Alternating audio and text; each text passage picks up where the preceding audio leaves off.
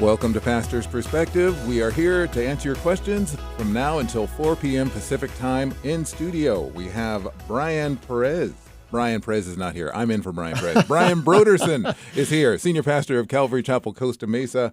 He's the author of the book, Powers of Darkness and the People of God. It's available on his website, backtobasics.com. Also here is Bobby Conway from OneMinuteApologist.com. He is the author of the book, Does God Exist?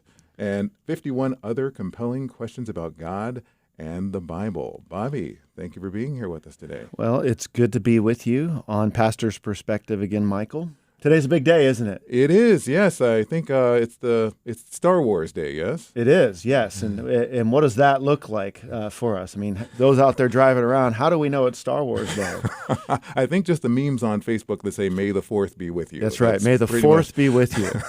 Right. That's pretty much what we've been dealing with all day long, but on memes and everything like that. And I remember Pastor Ben Corson, he said, God's love is the most powerful force in the universe, and may that force be with you. Yes. Which I thought was a good thing to say. But I grew up with, all the Star Wars toys. I mean, I loved it. My room was literally wallpapered black, like space, and you could see, all the spaceships. It was wonderful. In fact, I used to go and collect lizards. I'd build Star Wars ships, and I go collect lizards and occupy them in my ship and then fly them around. And then I would let them out, of course, because the breathing scenario probably wasn't the best. But, the life of a youngster was Star Wars. I can remember as well sitting in my garage after watching Star Wars, I don't know, probably 7, looking at a Coca-Cola can and trying to move it with my brain, right? And I was like, wait a second, it works in the movies. What's wrong with me, man? The 4th is not with me. Well, I definitely had those Star Wars action figures, too, and played lots of fun games, similar to what you did, yes. Bobby. Yes, that was a fun time. That's the only series I think I've seen all of them. There's many series of movies. I don't think that's the only one I've actually seen every single one. Yeah. So I'm trying to keep it up. Every time they come out with one, I try to go see it. But. Now, Michael, Brian Broderson, the force is with him because he goes and he levitates over the Grand Canyon. Wow. Exercising the 4th. Yeah. That Coca-Cola can was nothing for me. I mean, I threw that thing from California to the Grand Canyon. Just with a thought, twist of my head. You guys, it's so funny listening to you guys say this because, of course, when you guys were kids doing that, I was already kind of like a little bit beyond a kid, and so you're kind of like a Leave It to Beaver guy, right? I didn't even see. I think what's the first Star Wars? Was it 1978 or 77? 77, I believe. 77, okay. So in 1977, let me think, how old was I in 1977? I think I was 20. Yeah, so I was 20 years old. I didn't even see Star Wars until probably 1980. So 1977 it came out. I never even went and saw it. I was just like, who cares? What is that about? I didn't care about it.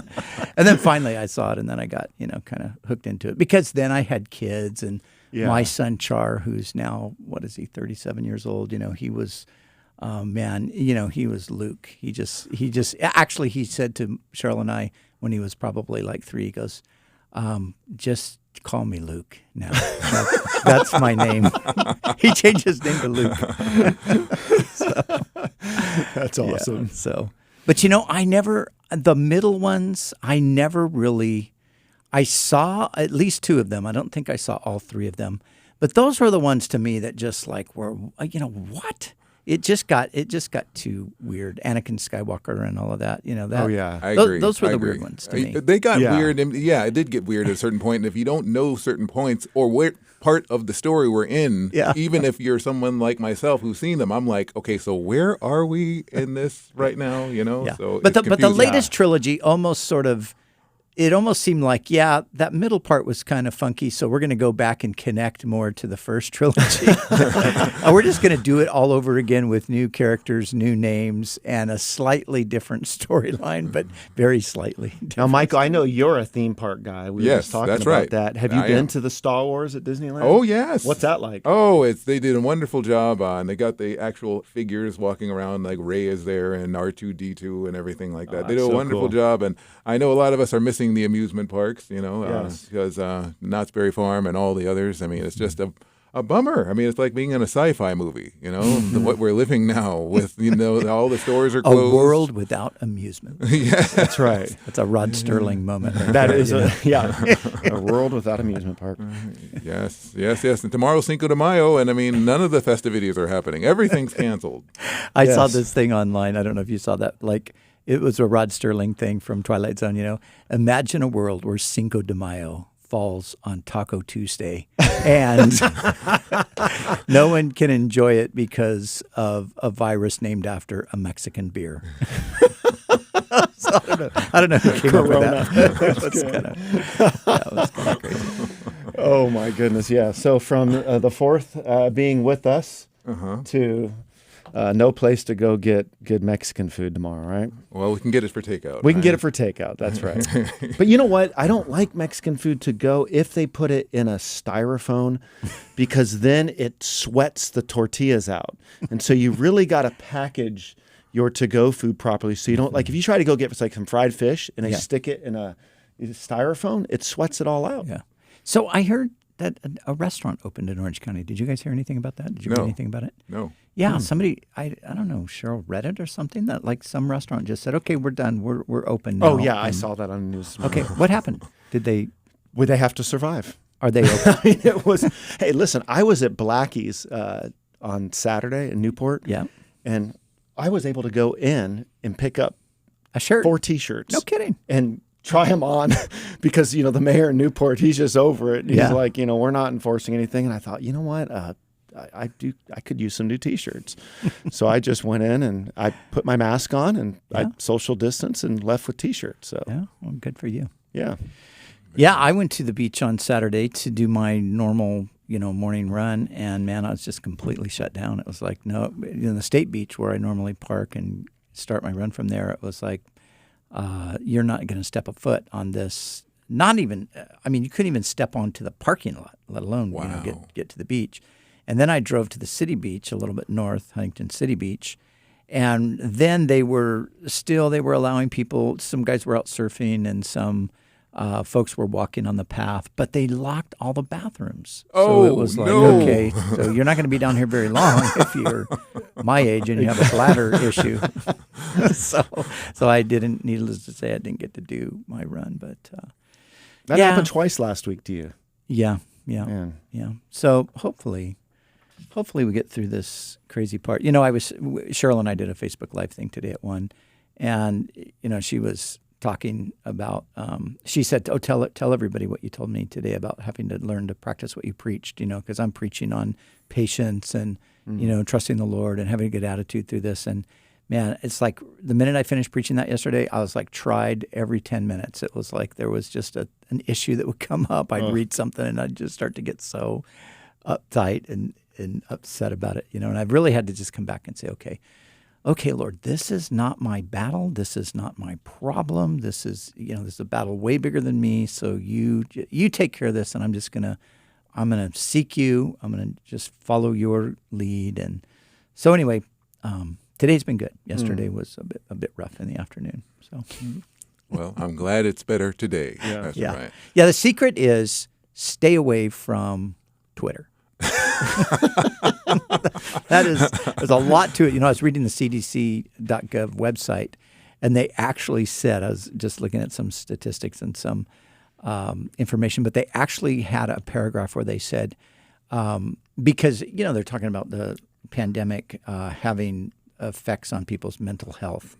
Yeah. And so they're giving, sort of guidelines and recommendations and things to assure that you maintain your mental health. And they said, do not watch the news or read anything about the coronavirus more than twice a day. That's all you can do. Twice a day, and then you're done. Because if you spend your day binging on this stuff, you will have a nervous breakdown. So the CDC got that right. I'm taking them. No, is there a limit to how much time you can watch? I mean, you have to watch for 20 minutes or 2 hours they didn't each say. time? They just said, keep it brief and long intervals in between. So, Yes. Wise counsel there. Wise counsel. And by the way, we are live, 888-564-6173, so you can call in with your questions. You can also send it to us on Facebook as well. You can send those to us at facebook.com/pastorsperspective. We do prefer to hear the sound of your voice. But 888-564-6173 is the number to call. We're going to start with the Facebook question. This one comes from Dan. He says, how is Matthew chapter 5, verses 29 through 30, consistent with salvation by faith? Jesus said, if your right eye causes you to sin, pluck it out, or you might end up in hell. This seems to imply that a person won't be saved unless they can conquer their sins.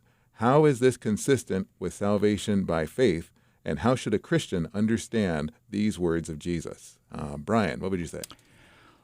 Well, you have to take all of these things in their context. So the context here, Matthew chapter 5, 6, and 7, is what we commonly refer to as the Sermon on the Mount. It's, Jesus is kind of spelling out the laws of the kingdom, if you will. This is, kingdom life. But here, what you need to realize is that what Jesus is really wanting to do is he's wanting people to take sin seriously. And so it's really the gist of what he's saying is, look, this is how serious the matter is. It would be better to live life maimed than to be cast into hell whole. So the point is not go cut off your hand, go pluck out your eye. Jesus never intended that. Jesus, like anybody, Jesus used hyperbole. Hyperbole is part of our speech. We say, gosh darn, I'm starving to death. Well, that's hyperbole. I'm not actually starving to death. That just means I'm really hungry, So when Jesus says, cut off your hand, pluck out your eye, it wasn't like he was expecting anybody to actually go out and do that. And quite the contrary. Anybody that would think that he was saying that just doesn't really understand human speech. But what he's wanting them to see is this is how serious this issue is. It is so serious that you would these extreme measures would not be inconsistent with the seriousness of it. So the point, because of course, if you think about it, you could cut off your hand and pluck out your eye and cut off your legs. The problem is in your heart. Mm-hmm. So that doesn't really change anything. The issue is you got to get your heart right. But I've preached on this before, and I've always called the message something like the severity of sin. Jesus is wanting us to see how severe the matter is, the matter of sin. So it's not a works passage. It's not telling you that this is what you do in order to be saved.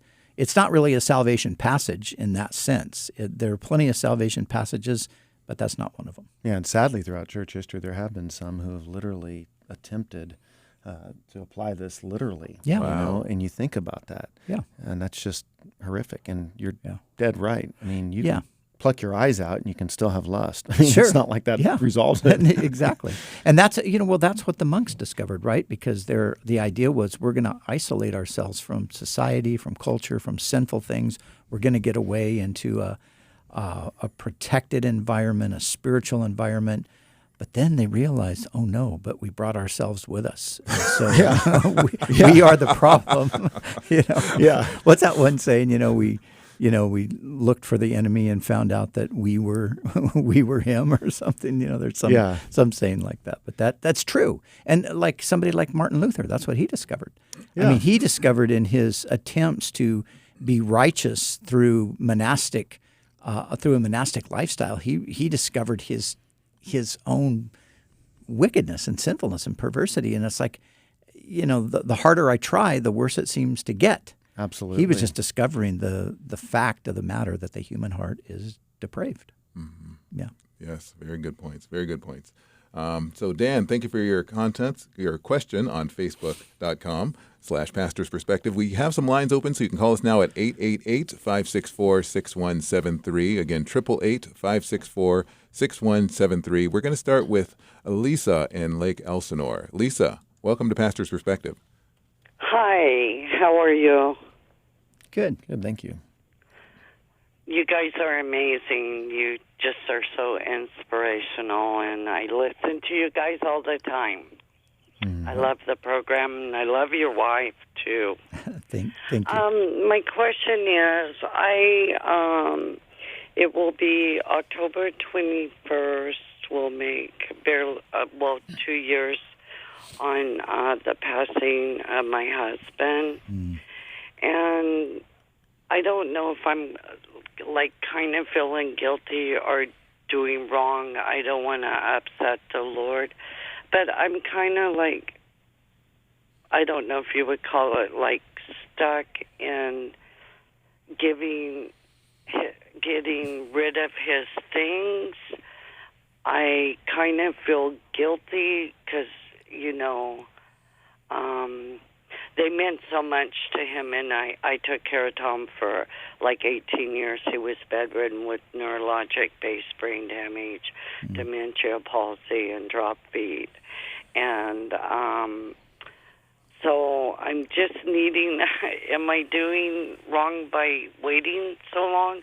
We're both very dedicated Christians, and I am happy for him. I know where he's at, especially with the coronavirus. He's got it made.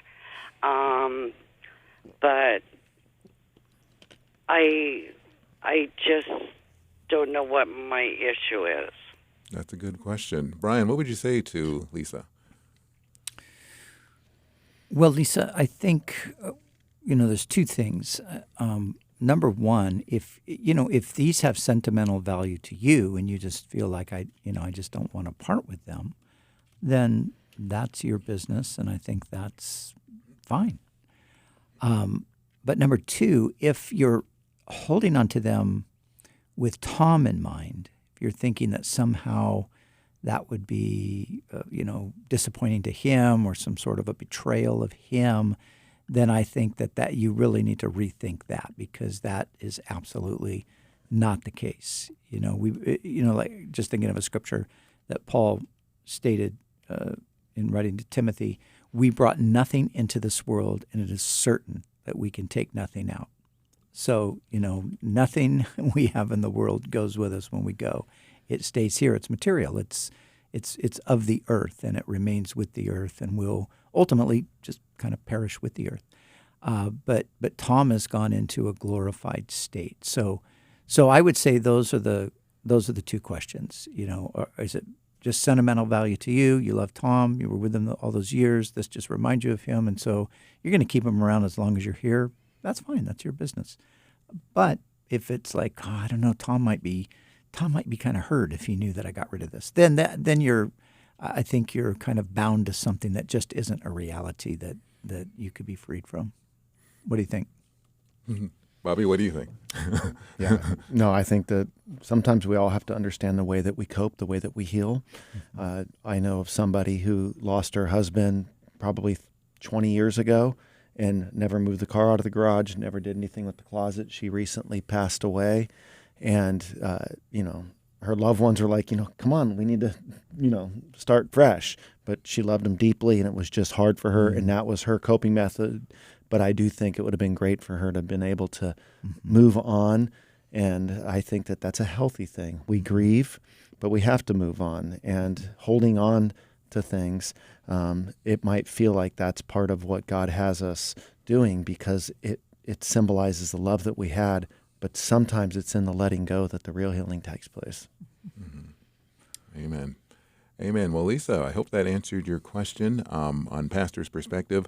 I'm Michael David in the studio with Brian Broderson and Bobby Conway. We're going to go to Thelma in Cherry Valley.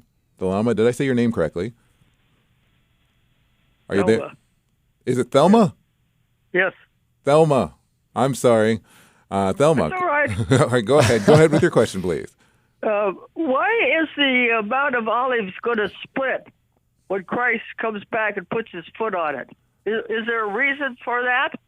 Okay. Bobby, what would you say? This comes from Zechariah chapter 14, verse 4. In fact, I just read the book of Zechariah the last couple of days and have been chewing on some of the thoughts there myself. To answer the question, why is the Mount of Olives going to split, is more challenging versus is the Mount of Olives going to split. And so believing that when the Lord comes back, there is just going to be upheaval in the eschaton. And whether or not some of these things are going to literally happen and other things aren't is a big discussion amongst those who study eschatology. But I could certainly see a lot of interesting phenomenon, like obviously the scriptures talk about in Revelation, a great earthquake. So you could see how something like this could transpire. So one of the most difficult things that I can find, even reading a book like Zechariah, just going through this journey, is it's tough because sometimes you don't know when you're cast into the future or if you're in the present, and it makes some of this language very, very challenging. And and you find yourself going, man, I don't want to impose this verse on the future if it's not supposed to be there, but I don't want to miss it if it's not. And you kind of wish they would be a little bit more sequential. And like, Lord, when you give the prophecies, just a little advice, keep it a little more chronological. But he's not taking my advice, right?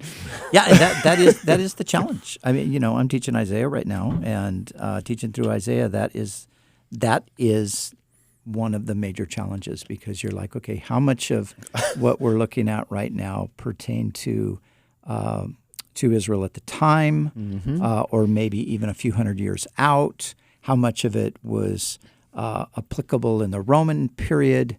How much of it is actually talking about the future and the second coming of Christ? So, to kind of dissect that is not easy. And Zechariah is Zechariah and Ezekiel, to me, are the two most challenging. Yeah, they are. Of the prophets, you're just like, what? What is this? But the one thing I would say, Bobby, and I think it's is it in Zechariah or is it in Ezekiel, where the Mount of Olives splits, and because there's water, living water that flows. I think this is Ezekiel. I think it's tying the two together. There's living water that flows from the throne of God down into the Dead Sea, and the Dead Sea becomes no longer the Dead Sea. It becomes the living sea, full of fish and all of that. So I think, from just purely a practical standpoint, the splitting of the Mount of Olives, it will be for this river of living water to run right through the middle of it. So, but it is interesting, that the whole Mount of Olives. I've been on the Mount of Olives many times, so you just think, wow. And, this is the place where Jesus ascended from. Yep. And basically what that's telling us is this is the place, just like the angel said to the apostles, why do you stand looking up into heaven? This same Jesus who was taken from you in this manner will so come again. And he's coming right back to the same spot that he left from. That's pretty amazing stuff. Yeah. Absolutely. I love that. It's also interesting, too, like when I was reading through Zechariah, this is the book where you learn about the 30 pieces of silver that's given up to Zechariah. He resisted, throws it to the potter's field because it was such a cheap offering, so to speak. But then it gets applied to Judas in the betrayal. And I can scratch my head sometimes going, how did we get from there to here? And it's not because I'm trying to undercut the process. I'm truly just trying to use my reason and my thinking. And so you get this sense that there's ways in which the New Testament writers can extract something from the Old Testament to apply it in a way that we wouldn't have the luxury. As interpreters of Scripture. Now, some things are a lot more clear, like Psalm 22 or Isaiah 53, like in Acts chapter 8, where Philip and the Ethiopian eunuch, like all that resonates. But then there are these, like I said, Do you feel that sometimes in your study? And I just read Zechariah, a couple of weeks ago, and it was exactly this. And I love Zechariah, but because there's parts of it that are just so rich and solid gold. And then there are parts of it where you're just like, okay, I still, after 40 years, don't really know what the heck this is. That's just the fact of the matter. Well, I think the message is, if you're out there and you're asking questions about Zechariah or other prophets, and you hear someone like Brian say after 40 years that if you have been a Christian a year and you think you've mastered eschatology, don't be surprised if it comes down the road where you find yourself scratching your head, and that's okay. Yeah. That's right. Yes. So, Thelma, I hope that is encouraging to you. It was encouraging to me to hear you guys say that, because I have a hard time with it as well. And we're going to keep on going with the same theme with Gus from Moreno Valley. Gus, what's your question today? My question is about the rapture. You know, everything, it seems I've been listening to several Calvary Chapel ministries, and it's fascinating how everything is turning out to be. Ezekiel 38, everything is getting ready, like it's going to happen pretty soon. And I'm just wondering, okay, we don't know the time. Nobody knows the time. And Jesus was asked the same question. He didn't know the time. He was just giving us some signs of the times. But how do we know? Do we die? What happened? How do we know when actually Jesus is coming back for us? All right, good question. Well, you know, in a sense, I mean, that's something we don't know. Jesus said that. No one knows the day or the hour that the Son of Man will come. So we don't know specifically. I think the Bible gives us enough information about what the world looks like when the Lord returns to be able to say, well, I think we're definitely moving in that direction. Of course, we've been moving in that direction ever since Jesus left, right? Because sometimes I do think certain people even today have forgotten that the first coming of Jesus, of course, it was glorious and it was amazing. It was where he did the primary foundational work for the kingdom. He died for sins and he rose to conquer death. But that's really phase one. And so phase two is the ultimate end of the prophetic message. So, you know, most of the prophecies in the Old Testament speak about what we would call the second coming of Christ rather than the first coming of Christ. So we're still waiting for that. And, you know, world history is moving in that direction. And I think that we're obviously closer than we were last week even.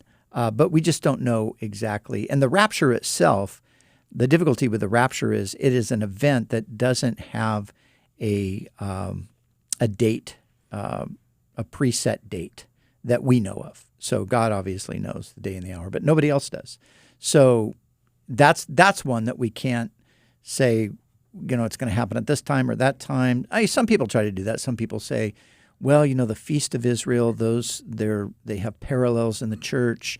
And just like, you know, the Passover feast spoke of Christ's death, and the Feast of First Fruits spoke of his resurrection, and then the Feast of Pentecost spoke of the coming of the Holy Spirit, and so forth. So the Feast of Trumpets is going to be the time of the rapture. So a lot of Christians who are dispensational in their eschatology, they have at times even said, okay, October, the Lord's going to come in October because that's the time of the Feast of Trumpets and the Feast of Tabernacles. So for many, many years, you hear groups of Christians saying, okay, it's this October, you know, this is when it's going to be. But we don't know that. I mean, that you can say that, you can think that, but you can't ever say with certainty that that's the case because we simply do not know.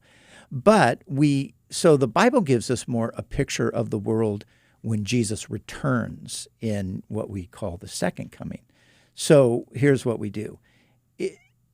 The more the world starts to look like what the Scripture says it will look like when Jesus comes, okay, so we're getting closer to the coming of Jesus. Well, those of us who believe in a pre-tribulational rapture, we know that precedes the second coming. So if we look around and it looks like the second coming is getting close, well, the rapture is even that much closer because it precedes it, right?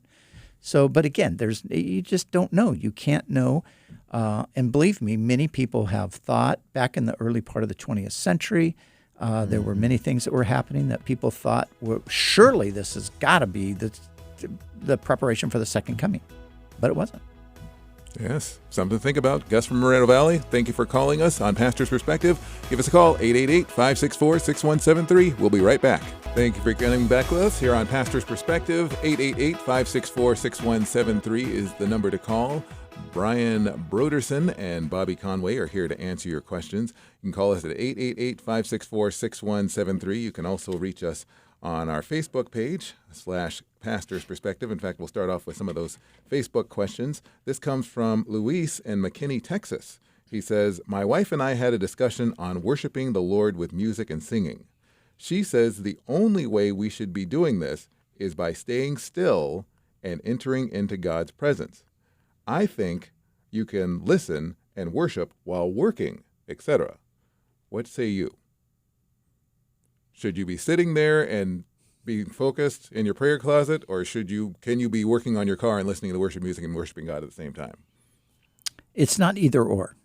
You can do either. Some people are going to be sensing more the presence of God sitting there quietly, and some people are going to be, changing their transmission fluid and just going, "Oh Lord, you're so good. Praise you. Oh, I love this song. This is great." So you can't make a hard fast rule on that, because people are different, and they worship in different ways. I mean, look at Martha and Mary, perfect example, right?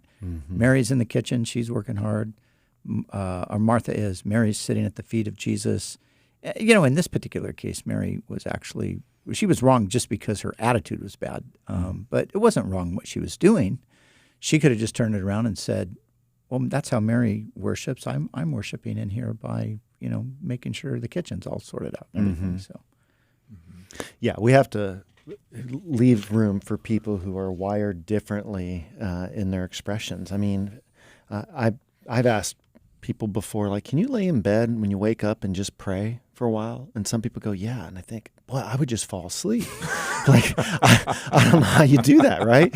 So I used to beat myself up as an early Christian. I'd get up early in the morning and I would just proceed to get on my hands and knees, and I'd hear all these people beat me up about getting up early in the morning, and I'm going, man, I'm a night owl. And so I would just throw myself down on my hands and knees, and then I'd fall asleep.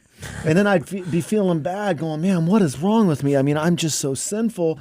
And it eventually just started going, wow, my heart is in the right spot, but it's just not for me. Yeah. When I wake up in the morning, I need to start it off with some coffee, right? Thank you, Lord. I'll be with you in a moment. let me, But I find that I pray better when I can just, if I can walk and talk out loud. It actually helps, yeah. Yes, exactly.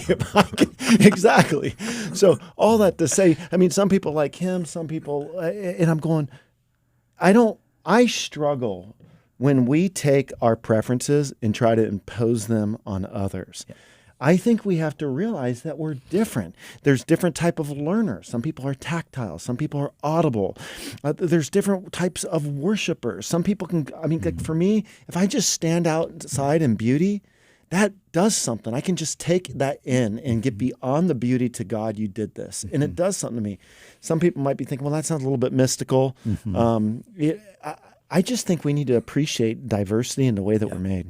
Yeah, years ago I discovered this, and I needed to discover it because I was kind of locked in that trap of viewing certain, behaviors and certain even times of as more spiritual. A.W. Tozer, there was a book by Tozer. I don't know if he actually wrote it. A lot of Tozer stuff was compiled, but it was called Born After Midnight. And he preached a sermon on how revivals are generally, they're birthed through prayer, and it's intense prayer, oftentimes prayer where people are up all night praying. So, as a young Christian, that just made me think, well, gosh, if you're going to have a revival, you got to stay up all night and pray. Right. And you do that for a while, and then you're like, man, I'm really tired. I'm at work. I'm a construction worker. I'm like falling asleep on the job. So, okay. But what you learn as you mature, as you realize, this is what sometimes happens. People mistake personality for spirituality. Mm-hmm. And some people just have those kinds of personalities, Mm-hmm. And here's where it really nailed me. I read a book one time. The book is called Praying Hyde, and it's about a man named John Hyde who, was really an intense prayer guy, and even prayed so much that he kind of wore out the floor near his bed because he was on his knees so often. And I remember reading Praying Hyde, and just literally thinking, okay, I am not a Christian. There is no way I could be a Christian because I've never prayed like this in my life. And then, all of a sudden it struck me. It's like, but I never read about Timothy praying like this either. And for that matter, I don't really remember reading much about Paul praying like this either. And I just suddenly realized, wait, in the Bible, the Bible is it's real, right? It's realistic. It's not setting these expectations on us that are not real. So it just struck me like, wow, this is this is one person's way of doing it because this is how they're wired. This is their personality. But somebody's taken it now and made it like this is how you pray. Yeah. And then if you don't pray like this, then your spirituality is suspect. Yeah, this is the Bible. Like, I love the authenticity that you see of the disciples when Jesus is in the Garden of Gethsemane. He says, "Can't you pray with me an hour?" on 3 different occasions, and they're catching Z's. Yeah. I mean, they are out, and I think these were his closest followers. They know he's obviously distressed, and you could almost read that and go, "Man, what's up? How could you guys not do that?" But then when I really think about it, I'm right there like, "Hey, Peter, bro, you got a pillow?" Hi, this is Micah with my pillow. I mean, but that's real, it's such a beautiful picture of the fact that Jesus doesn't give up on them. He goes after them after his resurrection. And then Peter even denies him, and he says, "Do you love me? Feed my sheep." And that's kind of what I enjoy is that Cheryl was telling me the other day that she's doing all this new research on these missionary ladies and stuff for her podcast. Women You Should Know, by the way, it's a great podcast. But she was telling me she was reading about a couple of these ladies, and they kind of lived back in the early part of the 20th century, late 1800s maybe. Totally different cultural setting. Church culture was different back then. And she's talking about how like they were so formal in their prayers and the way they approached God so somberly and all of that. And she said she's reading this just like, "Gosh, Lord, I'm just like that kid that just bust into the door like, 'Hey, God, here I am,' And she said she was feeling kind of condemned, like she wasn't more, reverent or whatever. And she said the Lord just ministered to her. It's like, it's okay. You can burst through the door. I don't mind that. But I'm going to say this. Pastor Chuck Smith, of course, was my father-in-law, and Chuck was not a deeply devotional personality. Chuck was very much a practical guy, and so a lot of people, sort of thought like, because people would ask me like, "So like when you were with Pastor Chuck, like what do you guys do? Do you guys just like pray for hours and stuff, or do you just have Bible studies all day long, or have you ever seen Chuck like levitate?" Or I'm just kidding. I just threw that in for Bobby's sake. But people would ask me stuff like that, and I said, "Well, actually, Pastor Chuck and I, we cut down a coral tree one time, and we had a fun time digging out the stump, and we cut down actually probably 50 trees over all the years we were together." But I would think Chuck is really, he's the kind of guy that he's going to have a morning prayer meeting, but he's not going to miss sweeping up the patio at the same time. That's when he's going to pray because he's got to get this patio swept up too, because that's important as well. And so it all goes back to just what we're talking about. Look, God created us all with different personalities, and they're all good and they all work. And I have 4 kids. I have 5 grandkids, 6 grandkids now. And you're just like, all of these different personalities are so great. And you don't want one to be like the other. You're just like, yep, that's you. That's awesome. Absolutely. I think that's how God is with us. Mm-hmm. That's right. And I would think, imagining just with all the stations that are listening to this program, there are music times as well, and people are probably worshiping God doing a wide variety of different things and just being reached. Well, I'll tell you one more quick story. A man named Dr. A.E. Wilder Smith, one of the most brilliant people ever in all of time. I think he had like 700 doctorates or something, and he would come and speak at our church occasionally when I used to pastor down in Vista. And I'll never forget, he stayed in this condominium down in Oceanside, and so I would get up in the morning, I would drive down, I'd pick him up, and I'd drive him back to the church, and he would speak for us. And he was great. He was amazingly brilliant, just this typical Englishman, but very Europeanized as well. And he absolutely hated our worship band. Just did not understand why we did that. And he would always give me a lecture on it, like, why it was so wrong that we had this worship band. And then he would tell me like how he worshiped at his church and how we sit quietly and we appreciate silence and the ability to just meditate. And, he was totally serious. I mean, he just thought like what we were doing was, this has got to be wrong because this is so noisy and it's so distracting. And, we're having a great old time. But he would get up and, he would always make a comment about the noise that preceded his preaching. And then he would get over it and he would go on and preach. But that's why I think we need tests like the Enneagram and different things that we can take, because like one of my wiring is I'm an includer. So like I love to bring diversity together. I love to see, I don't like people just shut out in the name of other people's preferences.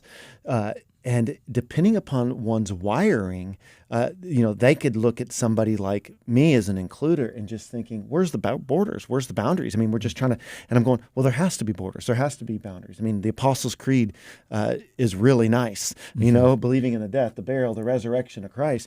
But I love when you can see different ethnic diversity, different socioeconomic diversity, different gifts, because for me, I don't know what it means that we can learn from each other. It's really boring if you just wrap a bunch of people around you that are just like you and think the way you think, because then you're just preaching to the choir with one another and you're not really stretching yourself. And Romans 12:5 tells us that we're a body and we're members of it. And I love when we can learn from different denominations and different people's thoughts and perspectives. I think that makes us richer and deeper and more contextualized. Absolutely. Yes, absolutely. So, Luis from Kinney, Texas, thank you very much for your question on Facebook.com. /Pastor's Perspective. I'm going to go one more Facebook question. We'll go back to the phone calls. This one is from Farouk, and it says, Pastor Brian and Bobby were recently talking about their dogs, and I was reminded of an encounter I had with a sister in Christ. She said she loved her dog, and I said, that's not loving God with all your heart. Many Christians say they love their pets. To me, this is the opposite of the great commandment. It is not loving God with all your heart, and your neighbor is a human being, not a dog. So how can I teach this foundational Christian principle to pet lovers and fill-in-the-blank lovers, people who love their cars and so forth, without offending them? P.S. That sister in Christ doesn't speak to me anymore. I kind of understand. Yeah, I can see why. Well, listen, okay, if you love your pet more than you love God, you have a problem. But, Bobby, do you love Churchill more than you love Jesus? Or Winston? Winston?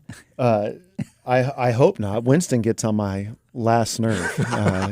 He's been really bugging me lately. Winston is your bulldog. Now, Barnabas. Yeah. You love Barnabas more than the Lord. No. He's like, no. No, I named Barnabas after one of the apostles. Yeah. So, yes. Son of encouragement. We did a Facebook Live today, and Barnabas, I'll tell you, he's just like, hey, move over, you guys. This is actually my program. And so he's taken over the whole set. And today was hilarious. I mean, there was actually a moment in Facebook Live where Barnabas was standing and his butt was right in my face and his tail was actually blocking my face. He's a riot. If you love your dog more than you love Jesus, then you're an idolater and you need to stop that. But I don't know of any Christian who loves their dog more than they love Jesus, or their cat, or their car, or their whatever, fill in the blank. So Farouk, your perspective on it is imbalanced. When God says to love him with all of our heart, soul, mind, and strength, but then he tells us to love our neighbor as ourself, there's obviously room to do there's room to love other things, and we're supposed to love other things. We're just not supposed to love them with the same love that we have for the Lord. We love him supremely, and we love our neighbor as ourselves, but then we love other things. There are things that God gave us, and so we appreciate those things. Now, we say that we love them. Maybe that's too strong of a term, but, we have affection for them, and that's fine. God, yeah, and I bet if Farouk's being honest with himself, it might not be of the canine situation, but it could be food. It could be something else. We all have this shadow side where we can take something and, put it before the Lord in our life. Mm-hmm. It could be, we might put a sleep and we can struggle with laziness and just sleeping too much. It could be that, hedonism. It could be, drinking too much, eating too much food, looking forward to other things. I mean, it's easy for us to go in and out of, keeping God first and then realizing, wow, God, this working out's really, I'm getting addicted to that. And I need to keep things in perspective here. My temple I need to take care of, but you are supreme. Mm-hmm. And it makes me nervous for somebody like this if they're walking around policing people, losing relationships on something like this, because I guess if I was just being frank, I'd say, look over your life, Farouk, and ask yourself, have lots of relationships been torn asunder in the name of maybe just being really rigid on things? And if so, I have found when I was a pastor, the hardest people sometimes to convince, and I'm not saying this is you, but it would be those who are kind of black and white, self-righteous. They think that they come to church and their responsibility is to show you how to do it. And I see them go in and out of churches, in and out of relationships. They're very maverick-like. And they're the hardest people, the ones that it's so blatantly obvious where they're off. It's sometimes the hardest people to convince that they got to soften up and get a little more gray. Mm-hmm. Very good. Very good answers. Well, Farouk, I hope that helps you. Thank you for contacting us on Facebook.com/Pastor's Perspective. We're going to go to the phones. This is Carl in the high desert. Carl, welcome to the program. Well, thank you, pastors. I sure appreciate you. My question is, what's the difference between the word disease and the word sickness in Matthew 10:1, and why did Jesus call those out separately? All right. Good question. Brian. Well, I don't know what I'm trying to look at my Bible here, the New King James Version. I don't know how exactly it's translated, but I will look and see, and then maybe I will be able to give you a better answer. Bobby, do you have any thing on those words? In verse 1, it says, and Jesus called to him his 12 disciples and gave them authority over unclean spirits to cast them out and to heal every disease and every affliction. And so I'm seeing a distinction between disease and affliction. Mm-hmm. And I think that the affliction could relate to the unclean spirits that are being cast out, being spiritually afflicted by the unseen realm, and contrast to even diseases which he heals. So that's how I would distinguish that. Now, did he mention that he was seeing two different words? Because I have disease and affliction. Yeah, in the New King James it says sickness and all kinds of disease. Yeah, so that would be the question then. Would it be affliction and disease versus sickness and disease? Yeah, and sometimes, if you look at a number, sometimes it's good to just look at a number of different translations. Maybe look at the NLT, maybe look at the NIV, maybe look at the ESV, and just see what the wording is. Because sometimes, like even in English, we have words that are very similar. They're synonyms, and so we use one word rather than the other, but we mean the same thing. But if you even think about the two English terms, sickness and disease, they're not necessarily the same thing.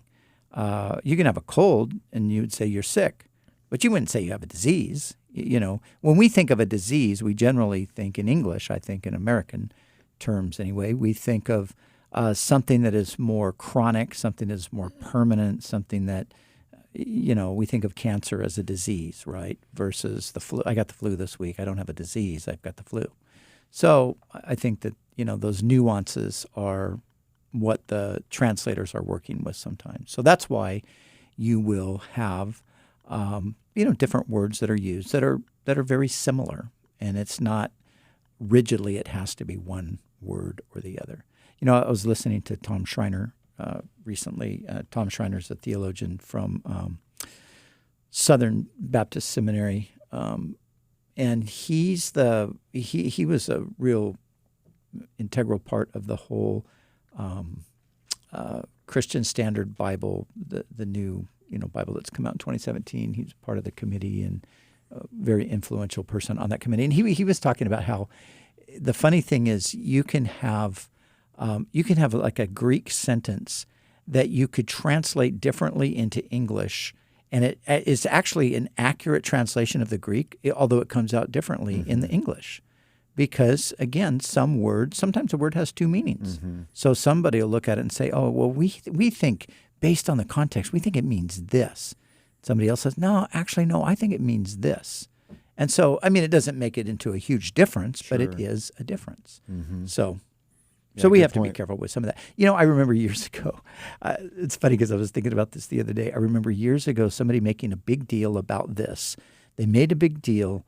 The King James Version, and I think the New King James as well, says in John chapter 8, when Jesus is speaking, you shall know the truth, and the truth shall make you free.